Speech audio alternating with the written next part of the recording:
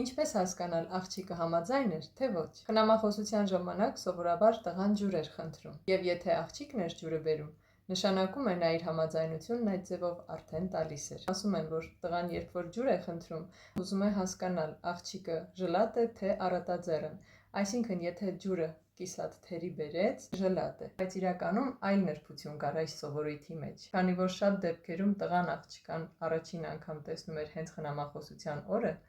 փոքրիկ խորամանկություն էր բանեցնում։ Երբ աղջիկը ջրով լի բաժակը բերում էր, տալիս էր տղային եւ սպասում էր մինչեւ ավարտի նորից բաժակը ետ վերցնի,